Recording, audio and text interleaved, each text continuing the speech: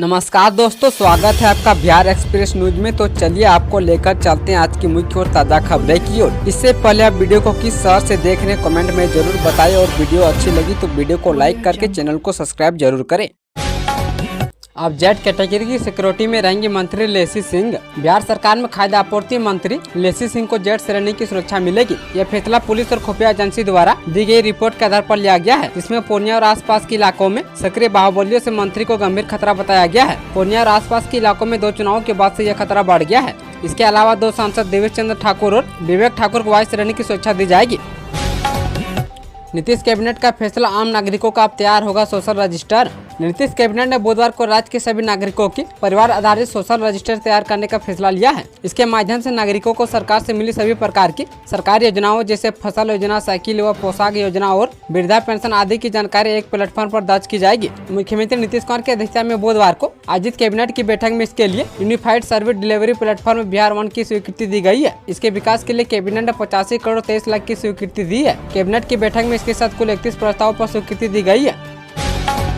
दरभंगा में दौड़ेगी जमालपुर रेल कारखाने में बनी मेट्रो मेड इन बिहार का बजेगा डंका। बिहार के 4 शहरों में चलने वाली metro rail made in Bihar होगा। बिहार के जमालपुर रेल कारखाने में मेट्रो रेल का निर्माण किया जाएगा। जमालपुर रेल कारखाने में बनी मेट्रो का परिचालन बिहार के दरभंगा समेत 4 शहरों में करने की योजना है। मुजफ्फरपुर, गया, दरभंगा और भागलपुर में मेट्रो रेल सेवाएं शुरू हो रही है। इतना ही नहीं, सब कुछ ठीक रहा तो पटना मेट्रो के मेंटेनेंस का काम भी जमालपुर रेल कारखाने को मिल सकता है। मेट्रो रेल कॉर्पोरेशन ने इसकी तैयारी शुरू कर दी है। राजधानी पटना के अलावा बिहार के 4 और शहरों में मेट्रो सेवा शुरू करने की योजना पर तेजी से काम चल रहा है। राजधानी पटना में मेट्रो ट्रेन का परिचालन शुरू होने का लक्ष्य 2025 में रखा गया है। बिहार में महिलाओं के अश्लील फोटो वीडियो किए जा रहे वायरल। बिहार में युवतियों के अश्लील फोटो वीडियो को वायरल करने के मामले थमने का नाम ही नहीं ले रहे हैं। अधिकतर मामलों में आरोप अपनों पर ही लगे हैं। कहीं कोई पति पत्नी के रिश्ते में आई कड़वाहट के बाद पति ने पत्नी के निजी फोटो को सोशल मीडिया पर वायरल किया तो कहीं किसी लड़की की परेशानी उसकी दोस्त या प्रेमी नहीं बढ़ा दी और उसकी फेक असली तस्वीरों को वायरल कर दिया। पटना में एक पति पत्नी की रिश्ते में आई कड़वाहट के बाद हैरान करने वाला मामला सामने आया है। बुद्धा कॉलोनी इलाके में रहने वाली एक महिला ने अपने पति पर सोशल मीडिया पर निजी फोटो को वायरल करने का आरोप लगाया है। पटना में डिप्टी सीएम सम्राट चौधरी के आवास के बगल में चोरी। पटना में चोरों का आतंक बढ़ गया है। चोरी की घटनाएं आए दिन सामने आ रही है। हाल में कुछ ऐसी घटनाएं सामने आई है जिसमें चोरों के बेखौफ होने का पता चलता है। वहीं एक इंस्पेक्टर के घर में चोर घुस गए और फ्लैट से 4 लाख गहने व सामान चोरी करके फरार हो गए और इंस्पेक्टर के सरकारी पिस्टल को चोरों ने हाथ नहीं लगाया। वहीं पूर्व मंत्री के पुत्री के आवास से 10 लाख के गहने व 1.5 लाख नकद चोरी कर ली गई। खास बात यह है कि उक्त पीड़िता का आवास उप मुख्यमंत्री सम्राट चौधरी के आवास के बगल में ही है। फिलहाल मामले की जाँच में पुलिस जुटी हुई है। बीपीएससी तीसरे चरण की शिक्षक बहाली का रिजल्ट जल्द होगा जारी। बीपीएससी द्वारा आयोजित बिहार टीआरई विद्यालय शिक्षक लिखित प्रतियोगिता पुनः परीक्षा 2024 दिनांक 19, 20, 21 एवं 22 जुलाई 2024 को आयोजित की गई थी और जल्द इसका रिजल्ट जारी किया जाएगा। वहीं अभ्यर्थियों को सलाह दी जाती है कि आधिकारिक वेबसाइट bssc.bihar.gov.in पर बिहार टीआरई 3 शिक्षक भर्ती परीक्षा का रिजल्ट जारी किया जाएगा। बिहार की 20 ट्रेनें 24 अगस्त से रहेंगी कैंसिल। बिहार की कई ट्रेनों को रद्द किया गया है जबकि कई ट्रेनें बदले हुए रूट से चलेंगी। जबलपुर मंडल के कटनी मुरवाना बिना रेलखंड के बीच दमोह स्टेशन पर तीसरी लाइन से जुड़े कार्य किए जा रहे हैं। इसको लेकर नॉन इंटरलॉकिंग कार्य जारी है। ऐसे में रेलखंड पर पटना, अहमदाबाद, कोटा, दानापुर समेत 20 ट्रेनें 24 अगस्त से रद्द कर दी गई है जबकि 10 ट्रेनें परिवर्तित मार्ग से चलेगी। ये जानकारी पूर्व मध्य रेलवे के मुख्य जनसंपर्क अधिकारी सरस्वती चंद्र ने बुधवार को दी है। पटना में 10 दिन से चले जूनियर डॉक्टरों की हड़ताल हुई खत्म। आज से ओपीडी में मरीज करा सकेंगे इलाज। कोलकाता में हुए डॉक्टर के हत्याकांड के विरोध में पटना के आईजीएमएस और पीएमसीएच के चल रही जूनियर डॉक्टर की हड़ताल बुधवार को देर रात समाप्त हो गई। एम्स और आईजीएमएस के जूनियर डॉक्टर बुधवार की रात से ही काम पर लौट गए हैं। वहीं पीएमसीएच और एनएमसीएच के डॉक्टर सुबह से काम पर लौटेंगे। स्वास्थ्य विभाग के अपर मुख्य सचिव प्रत्यय अमृत और सीनियर डॉक्टरों के द्वारा जूनियर डॉक्टरों की मांगों को पूरा करने की बात पर जूनियर डॉक्टर ने हड़ताल समाप्त करने की घोषणा की है।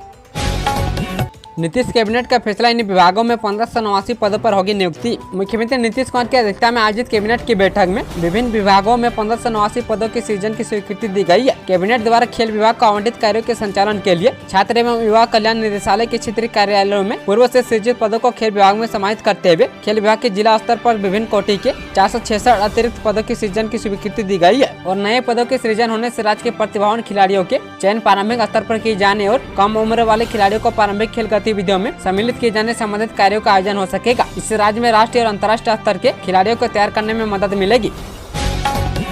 अवैध बालू खनन पर नीतीश सरकार का एक्शन, 8 जिलों में बनाए जाएंगे नए चेक पोस्ट। बालू के अवैध कारोबार पर अंकुश लगाने के साथ ही सरकारी बालू परिवहन की निगरानी के लिए 8 जिलों में खनन विभाग अपने चेक पोस्ट बनाएगा। वहीं जिलों की पहचान कर ली गई है और संबंधित जिलों के खनिज विकास पदाधिकारी को जिम्मा दिया गया है कि वे जिलों को अन्य जिलों से जोड़ने वाले प्रमुख सड़कों को चिन्हित कर विभाग को सूचित करे। इस कार्य को 2 महीने में समाप्त करने का लक्ष्य रखा गया है।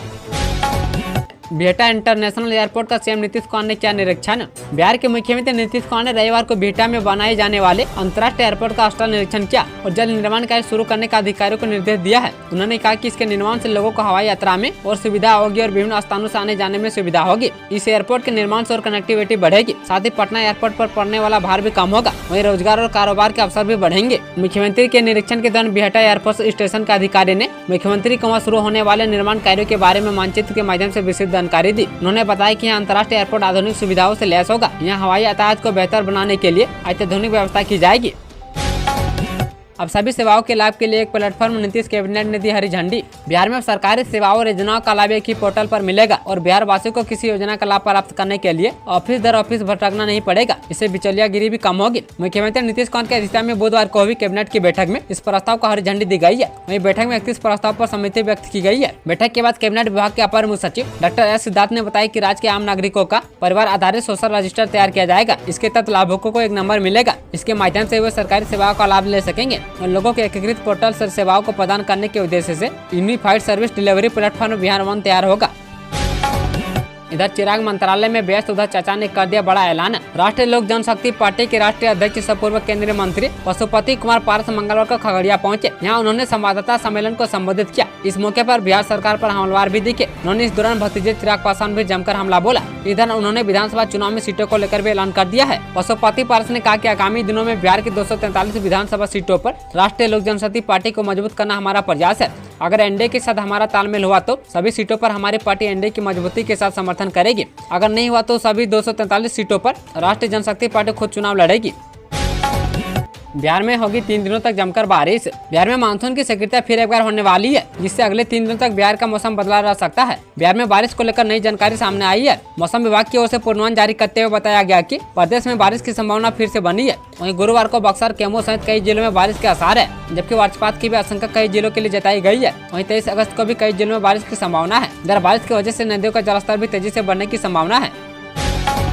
कैसा होगा बिहार का नया एयरपोर्ट, एआईए ने तैयार किया डिजाइन। बिहार वासियों के लिए दोहरी खुशखबरी है। बिहार में अब एक नहीं बल्कि 2 नए एयरपोर्ट का निर्माण होने जा रहा है। पहला एयरपोर्ट का पटना की बिहटा में बनने जा रहा है, जबकि दूसरे नए एयरपोर्ट का निर्माण बिहार के दरभंगा शहर में होने वाला है। आपको जानकर यह खुशी होगी कि एयरपोर्ट अथॉरिटी ऑफ इंडिया ने दरभंगा में बनने वाले नए एयरपोर्ट के अंदर और बाहर का डिजाइन फाइनल कर दिया है। एयरपोर्ट अथॉरिटी ऑफ इंडिया के वरिष्ठ अधिकारी के अनुसार दरभंगा के नए एयरपोर्ट का बाहरी स्ट्रक्चर दरभंगा की पहचान बन चुके हैं। दरभंगा के नए एयरपोर्ट का बाहरी स्ट्रक्चर दरभंगा की पहचान बन चुके दरभंगा फोर्ट की तर्ज पर तैयार किया जाएगा। इस एयरपोर्ट के डिजाइन में दरभंगा की संस्कृति, ऐतिहासिक और धार्मिक धरोहरों की झलक भी शामिल की जाएगी। नए एयरपोर्ट के निर्माण का कॉन्ट्रैक्ट का आवंटन अहलूवालिया कंस्ट्रक्शन को दिया गया है।